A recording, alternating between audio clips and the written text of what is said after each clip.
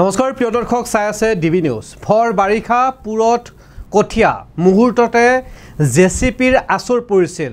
গুণগুণ চেতিয়াই অনুৰোধ কৰিছিল এটা দিনৰ বাবে 2 ঘণ্টা সময়ও নিদিলে লখিমপুৰ জিলা প্ৰশাসনে আৰু ইয়াৰ পিছতে ৰাজ্যজুৰি হৈছিল ক্ৰিয়া প্ৰতিক্ৰিয়া আৰু এই ক্ৰিয়া প্ৰতিক্ৰিয়াৰ পিছতে এই বৃহৎ উচ্ছেদত যি জেচিপি চলিছিল গুণগুণ চেতিয়াৰ পিতৃ কৃষকৰ যি সপোন নিমিষতে নিশেষ হৈ উঠিছিল আৰু ইয়াৰ পিছতে প্ৰতিক্ৰিয়াৰ পিছতে বিধায়ক মানৱ ডেকাই পঠাইছিল গুণগুণ চেতিয়ালৈকে জিলা প্ৰশাসনৰ জৰিয়তে কঠিয়া, কিন্তু এই কঠিয়া গুণগুণ চেতিয়াই গ্ৰহণ নকৰিলে কিয়? উচ্ছেদৰ নামত খিলঞ্জীয়া কৃষকৰ ভূমিটো জেচিপি চলাবলৈ অকণমানো নাভাবিল লখিমপুৰৰ জিলা প্ৰশাসন। ভৰ বাৰিষা পুৰত কঠিয়া এডৰা তুলি নিবলৈ গুণগুণ চেতিয়াৰ পৰিয়ালক 2 ঘণ্টা সময় নিদিলে লখিমপুৰ জিলা প্ৰশাসনে। জেউৰা আঁতৰাই দিয়াৰ পাছতেই একচন মুডত নামি পৰিছিল জেচিপি। মাটিৰ লগত মিলি গৈছিল ভৰ বাৰিষা সপোন গুঠা এডৰা কঠিয়া। এই সমগ্ৰ দৃশ্য লখিমপুৰৰ গুণগুণ চেতিয়াই সামাজিক মাধ্যমত কৰিছিল লাইভ আৰু ইয়াৰ পিছতেই বিভিন্নজনে সমালোচনা কৰিছিল চৰকাৰ আৰু গুণগুণ চেতিয়াৰ আহ্বান শুনি বিধায়ক মানৱ ডেকাই গুণগুণ চেতিয়াৰ পৰিয়ালক দিছিল উন্নত জাতৰ ধানৰ কঠিয়া। কৃষি বিশ্ববিদ্যালয়ৰ দ্বাৰা নিৰ্বাচিত উন্নত মানৰ ধানৰ কঠিয়া দিয়াৰ ব্যৱস্থা কৰিছিল, কিন্তু জিলা প্ৰশাসনৰ জৰিয়তে লখিমপুৰত গুণগুণ চেতিয়াৰ বাসগৃহ পোৱাৰ লগে লগেই লাগিল কেনা, কিয়নো গুণগুণ চেতিয়াৰ পৰিয়ালে এই কঠিয়া গ্ৰহণ নকৰিলে, কাৰণ কঠিয়া আছিল চুটি। অৱশেষত ঘূৰুৱাই পঠাই দিলে বিধায়ক মানৱ ডেকাই পঠোৱা জিলা প্ৰশাসনৰ জৰিয়তে প্ৰেৰণ কৰা এই কঠিয়া। আমাৰ সতীৰ্থ সাংবাদিকৰ আগত গুণগুণ চেতিয়াই কি ক'লে শুনক। বেয়া পোৱা নাই, যিহেতু এতিয়া আমি ৰুবলৈ উপযুক্ত হোৱা নাই। মাটি এডোখৰত বহুত বেছি দ আছে, সেইখিনিৰ কাৰণে চাপ হ'ব আৰু এডোখৰত পানী নাই একেবাৰে। গতিকে আমিতো এতিয়া ৰুব পৰা অৱস্থাত নাই, ৰুব পৰা পৰিস্থিতি নাই। সেইকাৰণে আমি এতিয়া কঠীয়াখিনি ৰাখি থ'ব নোৱাৰোঁ, ৰাখি থ'লে যিহেতু বেয়া হ'ব। সেইকাৰণে কঠীয়াখিনিতো আমি ৰাখিব নোৱাৰিম। বাকী ভালেই পাইছোঁ যে কঠীয়াখিনি যে আনিলে এইটো সিদ্ধান্ত ল'লে লগে লগে সকলোৱে সমৰ্থন জনাইছে, এই ক্ষেত্ৰত ভাল লাগিছে। ইতিমধ্যে গুণগুণ চেতিয়াই উভতাই পঠাই দিছে চৰকাৰৰ তৰফৰ পৰা প্ৰেৰণ কৰা জিলা প্ৰশাসনৰ জৰিয়তে যি কঠীয়াতলি, এই কঠীয়াতলি বিশেষভাৱে এই উচ্ছেদৰ পিছতে এতিয়া বিভিন্নজনে বিভিন্ন ধৰণৰ মন্তব্য কৰিছে যে খিলঞ্জীয়া কৃষকৰ বাবে কিয় এটা দিন সময় নিদিলে জিলা প্ৰশাসনে ইত্যাদি বিভিন্ন ধৰণৰ প্ৰশ্ন। আনকি এই উচ্ছেদ প্ৰসংগত গুণগুণ চেতিয়াক সংবাদ মাধ্যমে প্ৰশ্ন কৰাৰ উত্তৰ দিছিল গুণগুণ চেতিয়াই যে উচ্ছেদক সমৰ্থন কৰে গুণগুণ চেতিয়াও, কিন্তু তেওঁলোকৰ কৃষকৰ দৰে তেওঁলোকে যেনেধৰণৰ তেওঁলোকৰ পিতৃয়ে কান্দিব লগা হৈছিল তেনেধৰণৰ পৰিৱেশত উচ্ছেদ হ'ব নালাগে বুলিও আহ্বান জনাইছে গুণগুণ চেতিয়াই। আচলতে কঠীয়াখিনি যে দিয়াটো সেইটো ডাঙৰ কথা নহয়। কথাটো হ'ল কালি যিটো আমাৰ পৰিয়ালটোৰ লগত হৈ গ'ল, সেই তেনেকুৱা পৰিস্থিতি যিটো আমি সন্মুখীন হ'লোঁ, সেই পৰিস্থিতিৰ সন্মুখীন যাতে বেলেগ এদিনাখন নেদেখক, মই সেইটোৱে আহ্বান জনাম, অনুৰোধ কৰিম। আচলতে সেই তেনেকুৱা মন দিব লাগে যাতে আমাৰ পৰিয়ালটো যিটো পৰিস্থিতি কালি সন্মুখীন হৈছে, সেই পৰিস্থিতিৰ সন্মুখীন যাতে বেলেগে কেতিয়াও হ'ব নালাগে। যিহেতু আমাৰ নিচিনা এঘৰ দৰিদ্ৰ পৰিয়ালে খেতি বাতিৰ ওপৰতে নিৰ্ভৰশীল, খেতি কৰিয়ে আমি জীৱন নিৰ্বাহ কৰোঁ, কিন্তু আমি সেইটোবিধ আমাৰ মাটিত আমি ৰুই পোৱা নাই। সেইটো কাৰণে কিমান দূৰ উপযোগী সেইটোতো ক'ব নোৱাৰিম। আৰু যিখিনি কঠীয়া আনিছে আমাৰ দডোখৰ কাৰণেও চাপ আৰু বামডোখৰত পানী নাই, আৰু এডোখৰ বাম আছিলে, যিহেতু আমি কালি ৰাতিও কঠীয়া তুলিছিলো, অলপ কঠীয়া আমাৰ আছিলে, সেই কঠীয়াখিনি আমি ৰুলো সেইডোখৰ মাটিৰ কাৰণে। এতিয়া যোনখিনি কঠীয়া আনিছে সেইখিনিতো আমি এতিয়া থৈ দিলে নহ'ব, এতিয়া বৰষুণ আহিলে আমি ৰুব পাৰিম, বা দডোখৰ ৰুওঁ বুলি ক'লেও সেইখিনি কঠীয়া তল যাব। এইটো কাৰণে আমি এইখিনি কঠীয়া এতিয়া ৰাখি থ'ব নোৱাৰিম, কাৰণ যদি আমি ৰাখি থওঁ ন, কঠীয়াখিনি এনেই নষ্ট হ'ব। তাতকে আমি নষ্ট কৰাতকে সেইখিনি ক'ৰবাত বানপানী হোৱা জেগাত বা ক'ৰবাত যদি তেনেকে দি দিয়ে বহুত মানুহৰ সহায় হ'ব।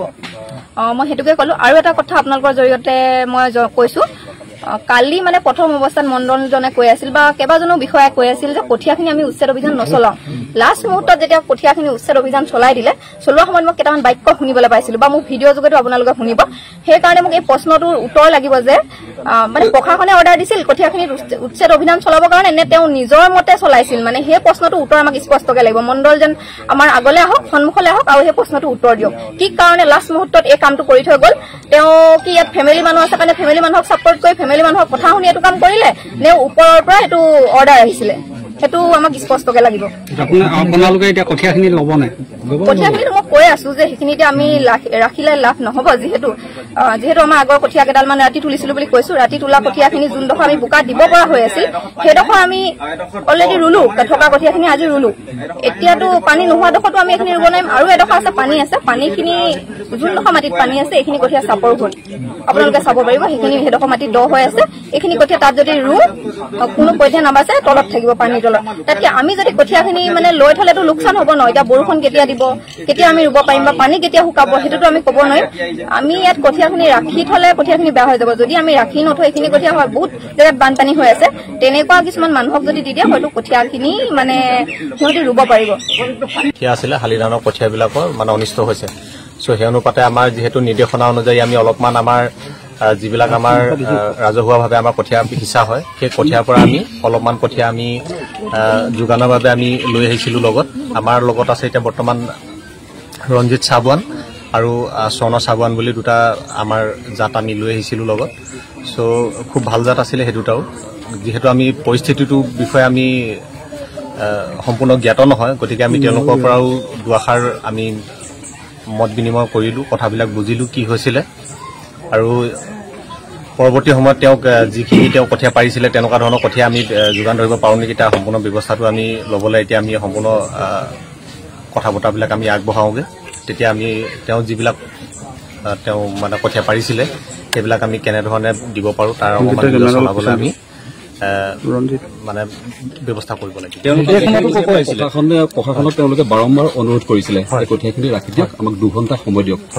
তাৰপিছত কিন্তু কোনো ধৰণৰ তেওঁলোকৰ কথা অনুৰোধ তেওঁলোকে নামানিলে। তাৰপিছত আপোনালোকে আকৌ কঠীয়া দিবলৈ আহিছে, কোনে পঠাইছে আপোনালোকে? নহয়, তাৰমানে চাওক আমাৰ গোটেই নিৰ্দেশনাবিলাক DC অফিচৰ পৰা চলে। ধৰক গোটেই যিহেতু জিলাখনৰ মুৰব্বী আমাৰ জিলা আয়ুক্ত মহোদয় হয়। চ' জিলা আয়ুক্ত মহোদয়ৰ অফিচৰ ফালৰ পৰা আমাৰ যেতিয়া আমাৰ ADC এগ্ৰিকালচাৰ হিচাপে এগৰাকী ADC থাকে, চ' তেওঁ যেতিয়া আমাৰ নিৰ্দেশনা যেতিয়া আমাৰ বিভাগলৈ দিলে, চ' বিভাগে তেতিয়াহে গম পাইছে যে এনেকুৱা ধৰণৰ ঘটনা এটা ঘটিব। চ' আমাৰ বিভাগৰ হাততো আকৌ মানে ওলোটাই প্ৰশ্ন কৰাৰ কোনো মানে অলপ জটিলতা আছে, যিহেতু প্ৰশাসনৰ নিৰ্দেশনাটো অমান্য কৰাৰো মানে অলপ অসুবিধা আছে। গতিকে আমি কথাটো খবৰটো পোৱাৰ পিছতহে আমি ইয়ালৈ আমি আহি পেলাই যাতে কিবা সমাধান কৰিব পাৰোঁ নেকি। আমাৰ যিহেতু খেতি বাতিৰ লগত জড়িত আমি হৈ থাকোঁ একেৰাহে, গতিকে তেওঁলোকৰো কিবা আমি সমাধান কৰিব পাৰোঁ নেকি সেইটো ব্যৱস্থা কৰিবলৈ বুলিহে আমি আহিছোঁ। আপুনি কৃষকৰ লগত কথা পাতিলে, তেওঁলোকে কঠীয়াখিনি আপোনাৰ কি কঠীয়া আনিছিলে আৰু কঠীয়া গ্ৰহণ কৰিছে? আচ্ছা, তেওঁ যিকেইটা কঠীয়া মানে পাৰিছিলে সেইকেইটা কঠীয়া আমাৰ ইয়াত আমি আনিছিলোঁ এতিয়া স্বৰ্ণ চাবুৱান আৰু ৰঞ্জিত চাবুৱান বুলি আনিছিলোঁ। যিহেতু অসমৰ পৰিস্থিতিৰ কাৰণে বহুত ভাল জাত দুইটাই, বহুত বহুলভাৱে প্ৰচলিত হৈ আছে বৰ্তমান। কিন্তু তেওঁ এতিয়ালৈকে সন্মতি দিয়া নাই। তেওঁ যদি তেওঁ ৰাখিব বিচাৰে তেতিয়াহ'লে হয়তো আমি কঠীয়াখিনি তেওঁক দি যাব পাৰিম। যদি বতৰ ভাল আহে তেওঁ অলপমান ৰুই চাব পাৰে। যিহেতু আমাৰ ৰঞ্জিত আৰু ৰঞ্জিত চাবুৱান আমাৰ যিটো কঠীয়া আছে প্ৰত্যেক বিঘা হিচাপত 18 পৰা 20 মোনমান আমি উৎপাদন পাওঁ। যিহেতু আমাৰ থলুৱা যিবিলাক জাত আছে থলুৱা জাতবিলাকত আমি 6-7 মোনমান প্ৰতি বিঘাত পাওঁ উৎপাদন। যিহেতু উৎপাদনৰ ক্ষেত্ৰত আমাৰ এইকেইটা স্বৰ্ণ মাছুৰি আৰু ৰঞ্জিত চাবুৱান দুইটাই যথেষ্ট মানে ভাল উৎপাদনৰ ক্ষেত্ৰত। তেখেতলোকক কোনে ফোন কৰি পঠিয়াইছে সেইটো আমি নাজানো আৰু এতিয়া এগ্ৰিকালচাৰ পৰা আহিছোঁ বুলি কৈছে। কঠীয়া ল'ব নল'ব সুধিছে আৰু তাকে এতিয়া কঠীয়া কি কঠীয়া আনিছে কৈছে যে মোৰ ইমান মনত নাই। আপুনি ৰাখিব নাই কঠীয়াটো এতিয়া মই ৰাখিব নোৱাৰিম। কঠীয়াটো এটা চাপৰ আমাৰ এইফালে পানী নাই, এতিয়া পানী হোৱা ৰাখিব পাৰিলোঁ, এতিয়া পানী নাই। আৰু কি কঠীয়া পৰা আনিছে সেইটো কঠীয়া পৰা আমাৰ ইয়াত হ'বনে নহ'ব আমি আগতে কৰি পোৱা নাই। এডোখৰ দ আকৌ সেইটো কঠীয়াখিনি চাপৰ, এতিয়া বামডোখৰত হ'লে এতিয়া পানী নহ'লে এতিয়া আমি ৰাখি কৰিম কি? তাহানি আমাক অনাকৈ মানুহক দি দিয়ক কঠীয়াখিনি, এতিয়া আমি ৰাখি থ'লে গেলিহে যাব কঠীয়াখিনি।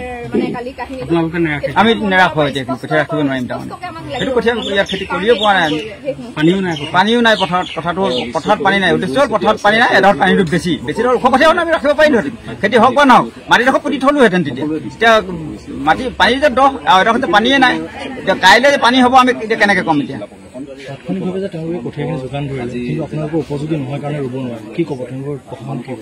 তাৎক্ষণিকভাৱে যে সিহঁতক জগৰ আছে কাৰণে ফোনা ফোনি কৰি কঠীয়াখিনি আমাৰ পঠিয়াই দিছে। মেইন কথা হ'ল এইটো, জগৰ আছে গাত, সেইকাৰণে ফোনা ফোনি কৰি পেলাই কঠীয়াটো এগ্ৰিকালচাৰৰ পৰা ইয়ালৈ পঠিয়াই দিছে। এগ্ৰিকালচাৰৰ পৰা পঠিয়াই দিছে কথা সিমানেই আৰু। তাৰ কিনো ক'ম আৰু, বহুত দুখ লাগিলে।